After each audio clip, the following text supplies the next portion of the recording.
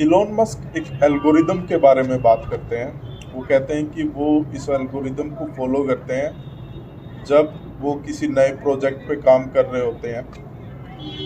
और वो कहते हैं कि इवन स्मार्ट से स्मार्ट लोग कुछ ऐसी गलतियां करते हैं जो बाद में बहुत महंगी पड़ती हैं।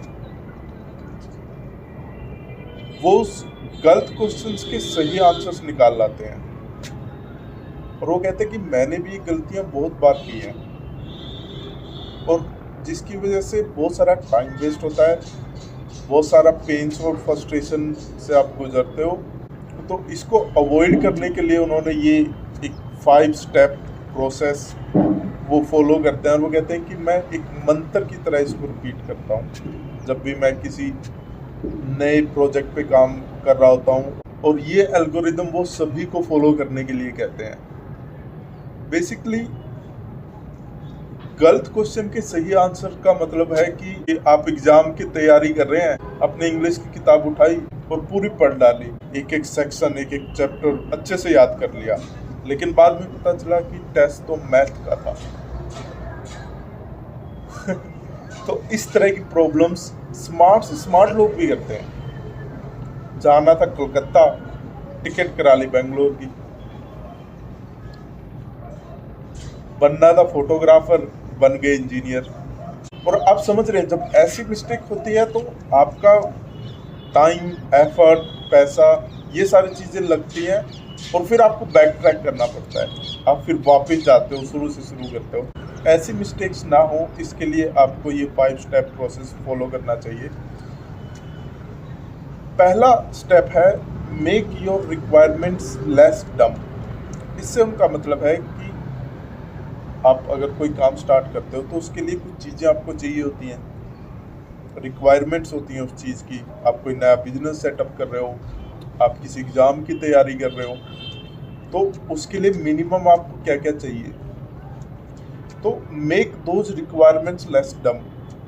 और वो कहते हैं कि कहीं ना कहीं जो रिक्वायरमेंट्स होती हैं वो किसी ना किसी लेवल पे डम तो हमेशा ही होती हैं, और स्पेशली तब जब किसी स्मार्ट इंसान ने आपको रिक्वायरमेंट्स दी हो, क्योंकि फिर आप उसको उतना क्वेश्चन नहीं करते।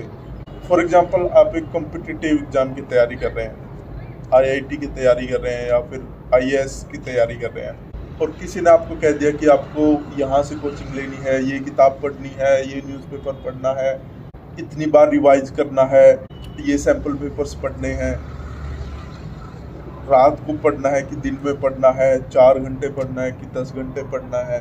तो लोग आपको बहुत सारी चीज़ें बताते हैं। तो ऑब्वियसली जब आप सभी को फॉलो करने लगोगे तो आपका नुकसान होगा, आपका टाइम वेस्ट होगा। और क्योंकि जैसे आईएएस बनना ये कोई 1-2 दिन में होने वाला काम नहीं है कि आप बिना सोचे समझे आप इसको कर दें।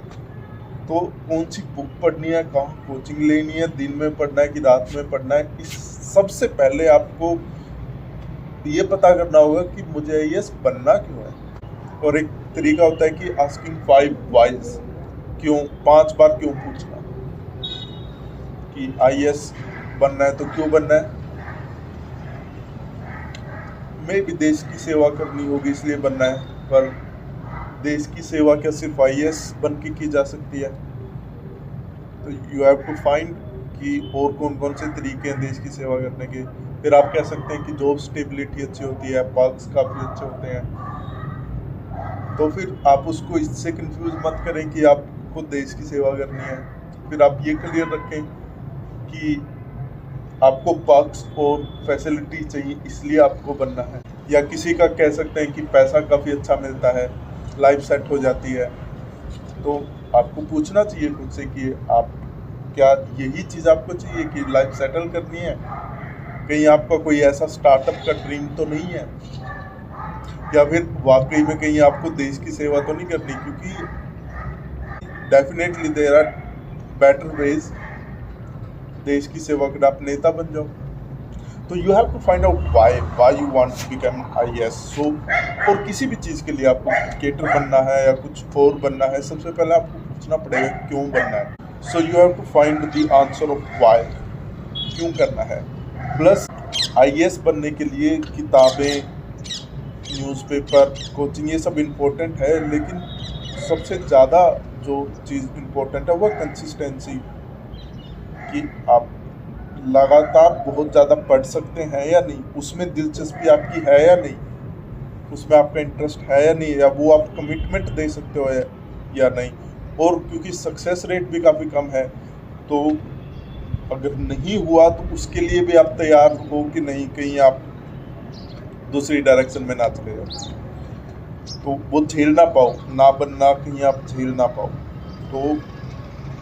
तो you have to ask all these questions before you start studying 8 hours or 10 hours or studying newspaper or books or taking coaching.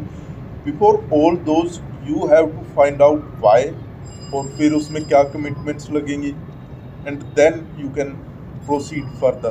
तो सबसे पहला स्टेप है कि क्वेश्चन को क्वेश्चन करो और क्यों पूछो कि क्यों मुझे ये करना है। और अपने दिमाग को क्लियर करने का एक तरीका लिखना भी होता है। आप लिखें, स्ट्रक्चर्ड राइटिंग करें, जिसकी वजह से आप अपने दिमाग को क्लियर कर पाएंगे, अपने थॉट्स को स्ट्रक्चर कर पाएंगे।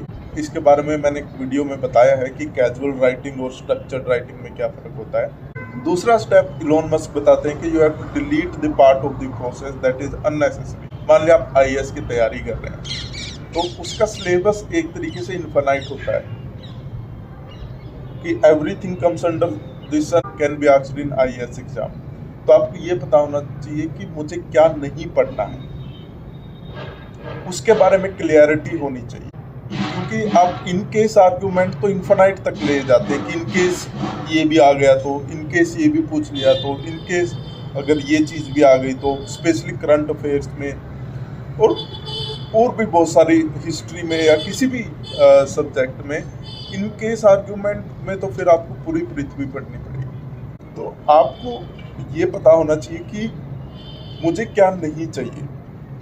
तो आपको सिलेबस को कम करना है, इतना कम करना है कि आप मजबूर हो जाए एटलीस्ट 10% वापस ऐड करने के लिए। अगर 10% आप वापस से ऐड आपको नहीं करना पड़ रहा है, तो फिर आप उसको उतना कम नहीं कर रहे हैं जितना आपको करना चाहिए था। तो आपको अपने प्रोसेस के वो पार्ट्स हटा देने हैं जो लेस इम्पोर्टेंट है, और कम से कम इन केस आर्ग्यूमेंट बनाने हैं कि इन केस ये भी चाहिए, ये भी आ सकता है, ये भी आ सकता है। नहीं, जितना उसके आप हटाइए, चीज़ों को कम कीजिए, ताकि आपके पास एक मैनेजेबल अमाउंट हो डील करने के लिए। एग्ज़ाम के लिए नहीं, आपको क्रिकेटर बनना है उसके लिए भी, मान लिया आप बैट्समैन बनना चाहते हैं, तो कौन कौन सी बॉल पे आपको ज़्यादा तैयारी करनी है, कौन सी बॉल्स को आप अवॉइड कर सकते हैं। तो आपको इतना डिलीट करना होगा कि आप मजबूर हो जाएं कि 10% वापस से ऐड करने के लिए।